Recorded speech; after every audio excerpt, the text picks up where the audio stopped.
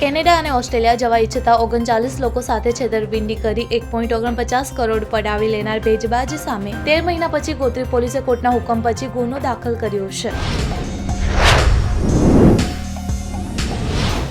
અમદાવાદ શહેરી વિકાસ સત્તામંડળની યોજાયેલી 302મી બોર્ડ બેઠકમાં વિવિધ વિસ્તારના કુલ 18 નગર રચના યોજનાઓની કાર્યપૂર્ણ પહેલાની દરખાસ્તોને પરામર્શ આપવામાં આવ્યો હતો.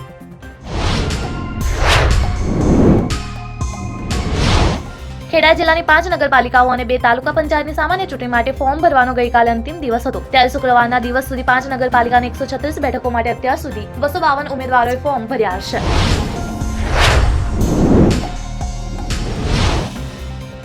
ધોરણ 10 અને 12માં સામેલ થનારા વિદ્યાર્થીઓ માટે એડમિટ કાર્ડ આવી ગયા છે. બોર્ડની પરીક્ષા માટે પ્રવેશ પત્ર પણ જાહેર કરી દીધા છે.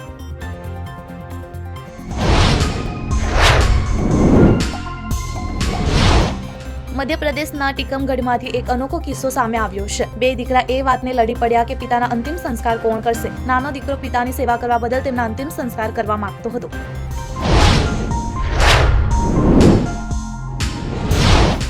શેરબજારોમાં ભારે ઘટાડો જોવા મળ્યો છે. તેની અસર ભારતીય બજાર પર જોવા મળી. સેન્સેક્સમાં 678 પોઈન્ટનો ઘટાડો જોવા મળ્યો અને નિફ્ટીમાં 207 પોઈન્ટનો ઘટાડો જોવા મળ્યો હતો. મમતા કુલકર્ણીને સંતો દ્વારા ઉઠાવવામાં આવતા સવાલો વિશે પૂછવામાં આવ્યું તો તેણે કહ્યું કે હું હવે તેના પર શું કહું. તેમને મહાકાલ અને મહાકાળીનો ડર હોવો જોઈએ.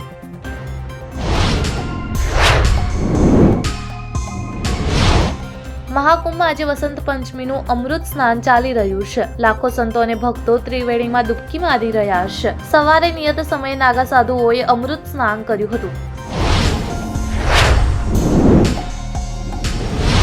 ફોર્બ્સે દુનિયાના 10 સૌથી શક્તિશાળી દેશોની યાદી જાહેર કરી દીધી છે, જેમાં અમેરિકાનું નામ પહેલા નંબરે તો બીજા નંબરે ચીનનું નામ છે. આ યાદીમાં ભારત ટોપ 10 માંથી બહાર રાખવા પર કેટલાક ગંભીર સવાલો થઈ રહ્યા છે.